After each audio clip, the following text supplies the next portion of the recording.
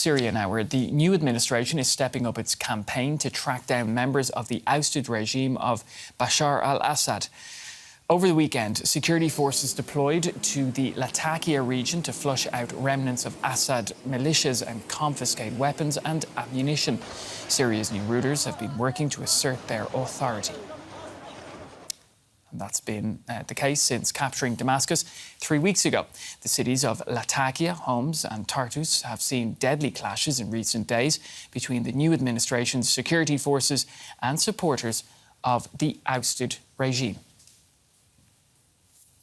Well, let's speak now to Aaron Zellin. He's a Syria analyst at the Washington Institute for Near East Policy. Welcome to DW News. So tell us, how many pro-Assad fighters are there in Syria?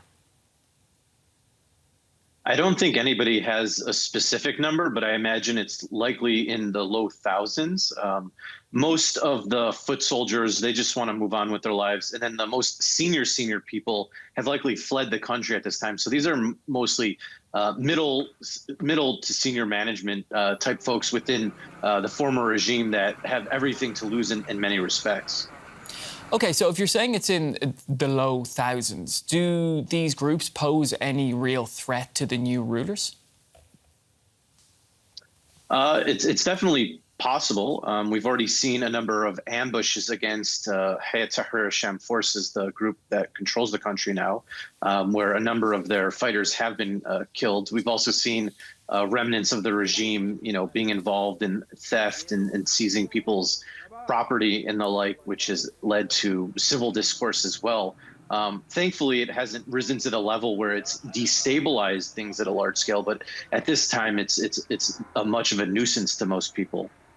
All right, now, we know that Bashar al-Assad fled to Moscow, and you touched on it just there a little bit before about other members of, we'll say, the ruling classes. What about the say, senior members of Assad's inner circle? We've seen some cases of some individuals going to Dubai and the United Arab Emirates. There have also been a number of people that have shown up in Lebanon.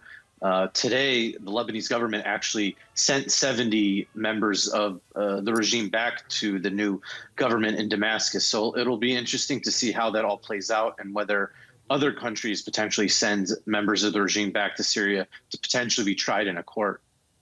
OK, is there any individual or individuals, we'll say, in Syria who could unite and lead the remaining pro-Assad groups? Not that I'm aware of in particular, because most of these people didn't have large-scale fanfares. A lot of it was being run by the Assad family in many ways, or cousins of the Assad family. Or, for example, the Iranians or Russians previously. And therefore, if somebody does come to the fore, it would likely be someone that most people haven't heard of previously. All right, well, does the new administration, as we've mentioned before, how are they dealing with supporters of the old regime?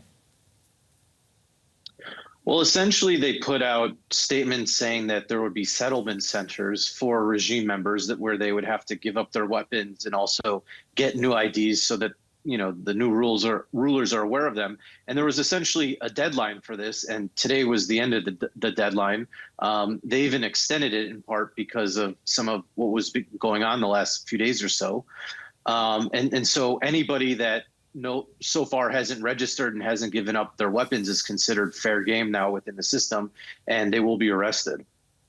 All right, let's talk about the new regime, or the new administration, I should say. So since taking power around 3 weeks ago, Ahmed al-Shaara's rebel alliances repeatedly emphasised that it wants to create a unified Syria. So how far has it come on this path, bearing in mind, of course, that we're speaking about a pretty short period of time? In terms of the civilian governance aspect of it, we haven't seen them doing that yet. All of the people in sort of the ministerial and governorship type roles are all loyalists of HTS. But from more of the military side of things, we've seen that most of the rebel groups in the north and in the south, as well as the east, have more or less bent the knee towards Ahmed al-Shara or Abu Muhammad al-Jalani, and are being, integrated into what they're trying to create within this new Ministry of Defense of updated Syrian army.